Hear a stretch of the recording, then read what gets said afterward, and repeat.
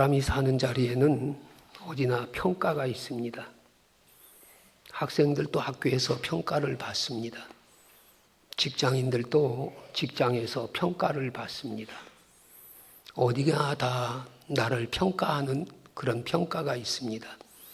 특별히 우리가 살아가는 삶의 자리, 나를 평가하는 자세는 셋일 것입니다. 첫째는 자기 자신의 평가입니다. 자기가 자기에 대한 평가라고 하는 건 매우 중요합니다. 그 평가가 있을 때 우리는 평안할 수 있고, 그 평가가 있을 때 우리는 진실할 수 있고 정직할 수 있습니다. 내가 나를 어떤 사람으로 평가하고 있는지, 다른 사람들은 내가 나를 어떻게 평가하는지를 모릅니다. 그러나 어떤 평가 기준이 있는 것만은 사실입니다.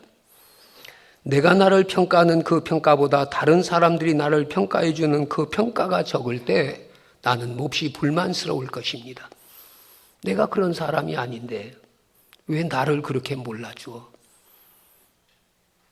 다른 사람들이 자기를 잘못 평가할 때 우린 불만할 수 있습니다. 또 내가 평가하는 것보다 다른 사람이 나를 평가하는 것이 보다 클 때, 보다 높을 때 또 우리는 불안하게 됩니다. 아직은 내가 그런 사람이 못 된데, 아직은 내가 그런 자리에 올라가지 못했는데 다른 사람들이 나를 너무 높게 평가하니까, 너무 크게 평가하니까 그게 마음에 불안으로 옵니다.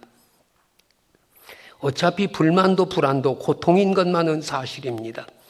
근데 한 번 더 나아가 생각해 보면 내가 나를 바로 평가하기도 어려운데 다른 사람이 나를 어떻게 평가할 수 있느냐는 것입니다. 그런 거로 이 인간관계나 혹은 자아의식이라고 하는 건 항상 많은 고민과 번민을 안고 살게끔 되어 있습니다. 자기가 자기를 너무 높이 평가하면 우상이 됩니다. 자기를 우상해 가면서 자기 우상에 빠져 고통 중에 사는 많은 사람들이 우리 주위에 있습니다. 다른 사람들이 그를 보면 그렇지도 못한데 자기가 대단한 줄 알고 사는 사람들, 마치 왕자병에 걸리고 공주병에 걸려서 자기를 우상화하며 사는 사람들도 있습니다. 어떤 사람은 자기를 너무 작게 평가해서 자기 허무에 빠지고 마침내는 자학행위를 하는 것을 봅니다. 자기를 학대합니다. 구제불능의 인간이라고 자기를 항상 꾸짖으면서 사는 그런 불행한 사람들도 우리는 만납니다. 어쨌든 이 자기평가라고 하는 건 자기 자신의 이상에서 주어지는 것이 사실입니다.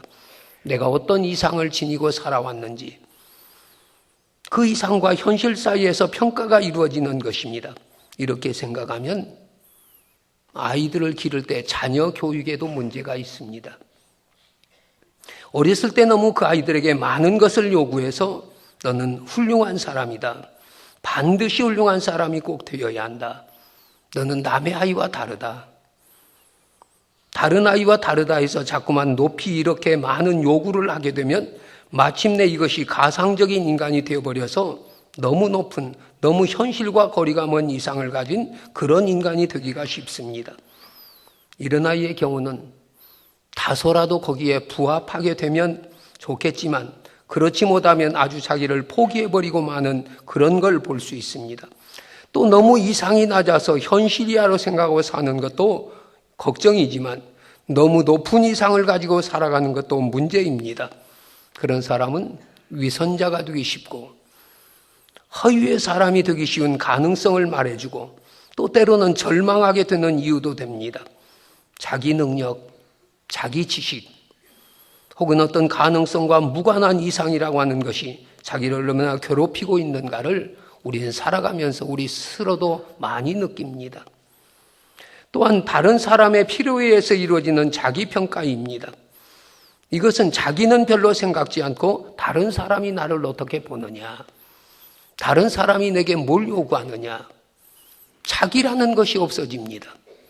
때로는 부모의 요구 때문에, 때로는 이웃의 요구 때문에, 또는 친구들의 어떤 시선을 느껴가며 거기에 맞춰 사느니라고, 거기에 부합하여 사느니라고 자기가 없는 삶을 살기가 쉽다는 것입니다. 또 하나 가장 중요한 문제는 창조주 하나님의 평가입니다. 나야 나를 어떻게 보든지 상관이 없습니다. 창조주 하나님께서 나를 어떻게 보느냐는 그 문제에 가장 귀한 착안을 합니다. 내가 나를 필요치 않는다고 해도, 다른 사람이 나를 필요치 않는다 해도 하나님이 나를 필요로 하신다면 그것으로 만족합니다. 그래서 예수를 믿는다는 건 그리스도 안에 있는 나를 발견하는 것입니다. 그리스도 안에서 내가 그리스도에게 지불해 주신 그 엄청난 은총 안에서 자기 자신의 가치를 발견하는 것이 예수를 믿는다는 뜻입니다. 예수님 안에서 내가 발견되어지시기를 바랍니다.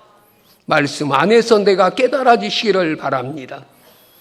오늘 본문에서 보면 적은 무리여 무서워 말라, 주님이 말씀하십니다. 이걸 복수로 볼 때는 적은 무리고 수적인 적은 뜻도 되지만 개인적으로 보면 적은 사람이라는 말도 됩니다. 보잘것없는 사람, 무가치한 사람. 어쨌든 수적으로 적은 것, 또 사람으로 보면 나약한 존재, 능력도 없고 권세도 없고 볼품도 없는 그런 사람, 관심 밖에 버려진 사람, 소외된 사람, 그런 사람을 말합니다. 예수님이 지금 12제자에게 이 말씀을 하고 있는 거죠. 세상적인 관점에서 볼 때 확실히 12제자들은 적은 무리였습니다. 그리고 이 말씀을 하실 때 그들은 갈릴리 촌 사람들입니다. 아무 지위도 없고 권세도 없고 재력도 없고 지식도 없고 명예도 없고 권력도 없고 사나 죽으나 별로 누가 관심을 쏟을 그런 값어치 없는 사람들, 그게 12제자였습니다. 이렇게 초라한 12사람이 이리 몰리고 저리 몰린다고 해서 누구 하나 특별히 그들에게 관심을 가져주는 것도 아닙니다. 인간적으로 볼 때는 하잘 것 없을 만큼 초라한 무리입니다. 예수님께서 그 12제자를 향해서 말씀하십니다. 무서워하지 말라. 적은 무리여 무서워 말라. 여기엔 두 가지 의미가 있습니다. 너희가 세상 사는 동안 세상 무서워하지 말라. 너희가 주의 일을 하는 동안 너희 앞길을 막는 자가 있다 할지라도 그들을 무서워하지 말라. 그런 말씀도 됩니다. 또 한편으로는 자신을 적게 여기지 말라. 너희가 지식이 없다고, 명예가 없다고, 권세가 없다고, 가진 것이 없다고, 혹은 수가 적다고 자신을 적게 여기지 말라는 그런 말씀입니다. 여러분, 믿음이 무엇입니까? 다른 사람들이 못 보는 걸 나는 보는 것, 그게 믿음입니다. 다른 사람들이 듣지 못하는 것, 난 그걸 듣고 사는 게 믿음입니다. 오늘 주님은 말씀하십니다. 백화발을 봐라. 공중에 나는 새를 보라. 누가 먹이고 누가 입히냐? 여러분, 우린 백화발을 보면서도 하나님을 볼 수 있는 믿음의 눈을 가지시기를 바랍니다. 공중의 새를 보면서도 그 새를 기르시는 하나님을 볼 수 있는 그런 믿음의 눈들을 가지시기를 바랍니다. 하나님의 관심, 하나님의 사랑, 하나님 돌보심, 그 속에서 자신을 보란 말입니다. 어떤 환경에서도 무서워하지 말라는 말씀입니다. 갈릴리 바다의 한 조각 배가 흔들리고 있습니다. 그 배에 탄 베드로와 요한과 야고보는 노을을 저려고 애를 쓰다가 풍랑이 점점 심해지자 고물을 베고 주무시는 주님을 깨웁니다. 주님, 우리가 죽게 되었습니다. 그때 예수님을 책망하시는 말씀이 바로 이 말씀이었습니다. 믿음이 적은 자여, 어찌하여 의심하느냐? 하나님이 함께 하시고 하나님이 주장하시고 하나님이 적은 무리를 통하여 이루실 엄청난 역사가 저들 앞에 있는데, 그들에게는 아직도 할 일이 많은데 이제 시작인데 그뿐입니까? 그들을 부르신 주님이 바로 옆에 계시는데, 그런데 믿음이 없는 이 사람들은 두려워했습니다. 그러므로 예수님의 말씀이 믿음이 적은 자여 어찌하여 의심하느냐? 사랑하는 성도 여러분, 우리가 홀로 세상을 사는 것 같아도 결코 나는 혼자가 아닙니다. 내가 살아가는 삶의 자리 어디라도 주님은 나와 함께 계십니다. 사람들이 없다 할지라도, 나를 돕는 사람이 없고 나를 알아주는 사람이 없고 나와 같이 해주는 사람이 없어도 결코 나는 혼자가 아닙니다. 주님이 함께 계십니다. 여러분, 고독은 죄입니다. 믿음 안에서 고독이 있을 여지가 없습니다.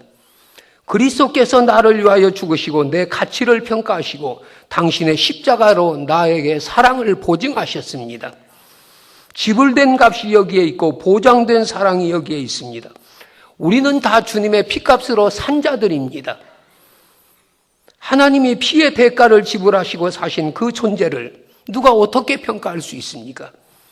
십자가만한 값으로 이미 지불한 그 엄청난 값으로 평가하고 그리고 우리를 소중히 여기며 사랑하신다는 사실을 우린 믿고 잊어서는 안 됩니다. 하나님이 그 값을 지불하셨습니다. 그리스도와 함께한 수는 수학적인 수가 아닙니다. 이건 적은 것이 아닙니다. 그리스도는 만유 위에 계시고 만유의 주가 되십니다. 비록 수십만 명이 모였다 하더라도 그것이 사람들의 모임만이라면 그건 하나님 보시기에는 가장 적은 수입니다. 그리스도가 함께하는 작은 무리, 이것이 큰 숫자임을 우리는 알아가야 합니다. 다윗 왕이 그 나라를 평정하고 왕위에 앉았을 때 남쪽 유다와 북쪽 이스라엘을 통일하고 나라를 통일시켰을 때 그는 나라의 위엄을 자랑하고 싶었습니다. 만일 전쟁이 난다면 군인으로 전쟁에 참여할 사람이 몇 살이나 되는지 보자고 인구조사를 했습니다. 활을 메고 정작 싸울 수 있는 사람, 칼을 들고 창을 들고 전쟁터에 나갈 수 있는 사람, 몇 사람이나 있나 보자 해서 많은 사람을 헤아렸습니다. 전체 인구를 조사했습니다. 그런데 하나님께서 이 사실을 책망하셨습니다. 다윗의 교만을 책망하셨습니다. 왜? 전쟁에 이기고 지는 건 하나님 손에 있는 것이지 숫자가 많고 숫자가 적다고 해서 이기고 지는 것이 아니라는 것입니다. 오늘 교회에 모이는 신자의 수도 마찬가지입니다. 여기 아무리 많은 사람이 모여도 하나님이 기뻐하시는 사람들이 모여 있을 때, 하나님이 마음에 드는 사람들이 모여 있을 때 거기에 모임에 의미가 있는 것입니다. 우리 인간적인 어떤 수의 개념, 이건 하나님이 기뻐하시는 것이 아닙니다. 그리스도와 함께한다면 적은 자라도 그것은 큰 것입니다. 죄인 10,000명과 의인 한 사람과는 비교할 수가 없는 것입니다. 여러분, 소돔과 고모라서에 사람이 없어서 망한 건 아닙니다. 수만 명의 사람이 살았을 것입니다. 하나님이 찾으시는 사람, 의인 10명이 없기 때문에 소돔 고모라가 망한 것입니다. 여러분, 에레미야서에 보면 거리에 다니면서 하나님을 찾는 사람 한 사람을 만나라. 그리하면 내가 이 성을 사하리라. 예루살렘 성의 인구가 얼마였는지는 모르지만 의인 한 사람과 바꿀 수 없는 것이요, 죄인이 아무리 많아도 그것은 수가 아닙니다. 의로운 수 하나, 이것이 더욱 중요합니다. 진리에 선 사람 하나, 말씀에 선 사람 하나, 하나님의 은혜 안에 사는 사람 하나, 선에 속한 사람 하나, 이것이 하나님이 찾으시는 사람이고 이런 사람들이 하나님 보시기에는 가장 강한 사람들입니다. 방위사업 비리로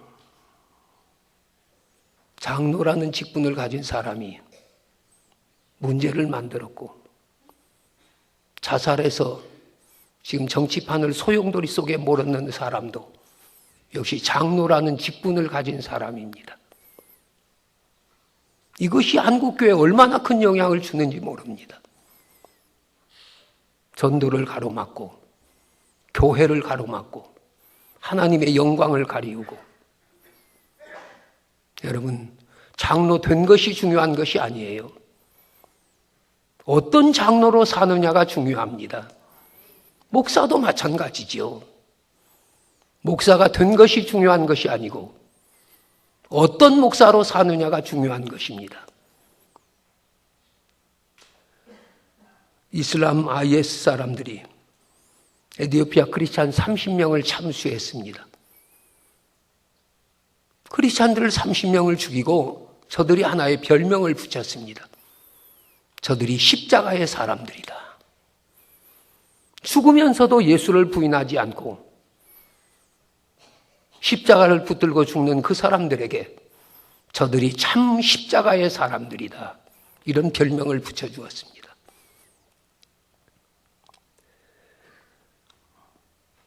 기드온이 하나님의 말씀을 받들어 전쟁에 나가기 위하여 군사를 모집합니다. 미디안의 군단은 수십만 명입니다. 3만 2천 명이 모였습니다. 오합지졸입니다. 전쟁에 나가기 위하여 금방 군사를 모집했습니다. 이 전쟁을 어떻게 하면 좋을까 걱정을 하고 있는 기드온에게 하나님께서 그 수가 너무 많다. 숫자 줄여라. 여러분, 기드온은 기가 찼을 것입니다. 3만 2천 명 가지고 저 수십만 명의 군대를 어떻게 대적할까 생각하고 있는 기드온에게 그 숫자 너무 많다 줄여라. 기가 찼지만 하나님 말씀이기에 기드온이 순종합니다. 두려워 떠는 자는 돌아가라고. 2만 2천 명이 돌아가고 10,000명이 남습니다. 이 10,000명 가지고 하나님 뭐 하실까 생각하고 있는데 그것도 너무 많다. 다시 돌려보내라고 합니다. 9,700명이 돌아가고 300명만 남았습니다. 그러나 우리는 분명히 압니다. 하나님께서 함께 하시는 300명 군인, 그 300명이 미디안의 메뚜기 떼 같은 수십만 명의 군대를 하나님이 이기게 하셨다는 것입니다. 이것이 큰 숫자임을 우리는 알아야 합니다. 여러분, 돈도 그런 것 아닙니까? 그저 어쩌다 쉽게 번 돈은 아무리 많이 벌어도 나를 행복하게 못합니다. 땀 흘려 벌은 적은 돈이 나와 우리 가정을 행복하게 하는 것입니다. 어쩌다가 출세한 것, 그건 별로 바람직한 것이 아닙니다. 불의와 함께 부자로 사는 것, 그것도 별로 바람직한 것이 못 됩니다. 진리와 함께 가난하게 살아도 여기에 더 큰 행복이 있고 여기에 더 강함이 있고 이런 질적 수의 개념을 우리는 알아야 합니다. 소년 다윗이 작은 아이로 전쟁에 나갔는데 전쟁은 하나님께 속한 것인즉 그가 너희를 우리 손에 붙이시라는 말하면서 블레셋의 장수 골리앗을 물맷돌 하나로 쓰러뜨립니다. 이것은 그의 육체가 강한 것이 아니고 그의 정신이며 그의 신앙입니다. 하나님께 바른 신앙을 가진 이 무서운 소년, 그 신앙의 강함이 있었다는 걸 우리는 알아야 합니다. 빛은 어두움을 뚫고 비칩니다. 소금은 적은 것이지만 전체를 짜게 할 수 있습니다.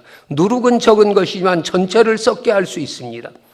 많다, 적다, 부하다, 가난하다가 문제가 아니라 문제는 내 믿음이 살았느냐 죽었느냐의 문제입니다. 겨자씨만한 믿음은 아주 작은 것이지만 이 생명적인 신앙만 있으면 주님은 산을 옮기겠다고 말씀하십니다.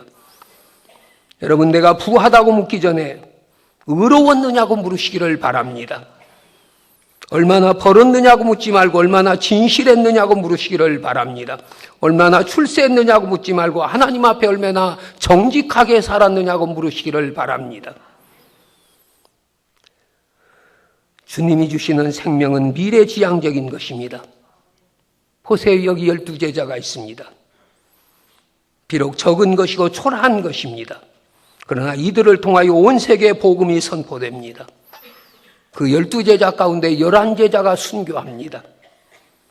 이렇게 썩어지는 미랄이 되면서 온 세계 수십억 수백의 성도들이 구원받게 되는 거룩한 역사가 저들을 통해서 이루어진 것입니다. 주님은 그걸 보셨기 때문에 적은 무리여 무서워 말라. 너희 숫자가 지금 적다고 너희 자신이 보잘것없고 초라하고 무능한 사람이라도 무서워하지 말라. 이걸 말씀하고 있습니다.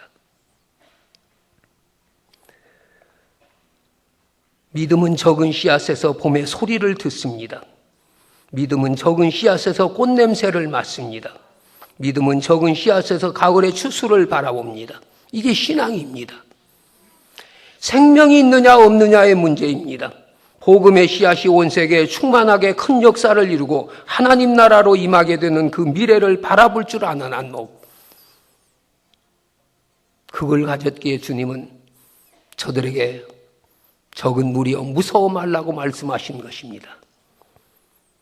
이스라엘 백성들은 전쟁에 나갈 때마다 두 가지 신앙이 있었습니다. 하나는 하나님께서 그 땅을 내게 주었다. 이 땅을 내게 붙였다. 혹은 내 발로 밟는 땅을 다 하나님이 내게 주었다는 확신이고, 또 하나는 저들 내 손에 붙였다. 주님이 주었다는 것과 주님이 붙였다는 확신입니다. 그러니까 이 모든 건 다 과거사입니다. 아직 전쟁은 시작도 안 했습니다. 내게 주었다, 내 손에 붙였다는 말만 떨어지면 이스라엘 백성은 전쟁이 끝난 것입니다. 그저 뒤처리만 하면 되었습니다. 이것이 전쟁에 나가는 이스라엘 사람들의 믿음이었습니다. 승리는 보장된 것입니다. 궁극에는 하나님의 뜻이 이루어지고 하나님의 의가 승리합니다.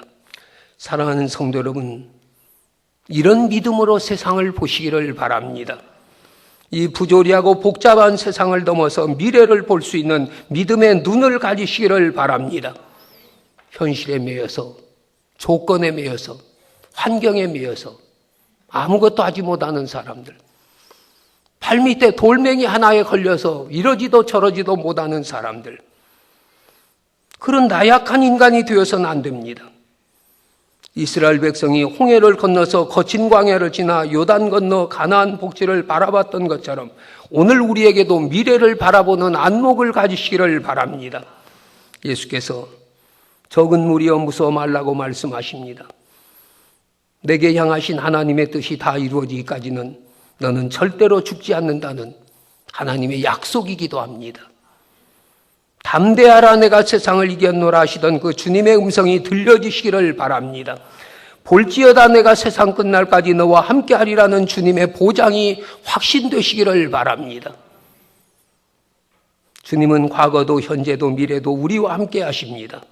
이 귀한 신앙의 근거하여 고백하는 사도 바울의 고백을 들어보시기를 바랍니다. 누가 우리를 그리스도의 사랑에서 끊으리요? 환난이나 곤고나 핍박이나 기근이나 적신이나 위험이나 가리랴. 이 모든 일에 우리를 사랑하시는 이로 말미암아 우리가 넉넉히 이기느니라. 주님은 오늘 또 우리에게 말씀하십니다. 적은 무리여 무서워 말라. 숫자가 작다고, 내가 보잘것없고 초라하고 가진 것이 없고 배운 것이 없고 힘이 없는 사람이라도 내가 세상을 이겼노라고 말씀하시며 내가 너와 함께 한다고 보장하시는 그 말씀이 오늘 우리의 믿음이 되시기를 바라며 이 믿음 가지고 우리에게 주어진 모든 환경, 여건, 조건 다 이겨갈 수 있는 하나님의 종들 되시기를 주님의 이름으로 축원합니다. 기도하시겠습니다.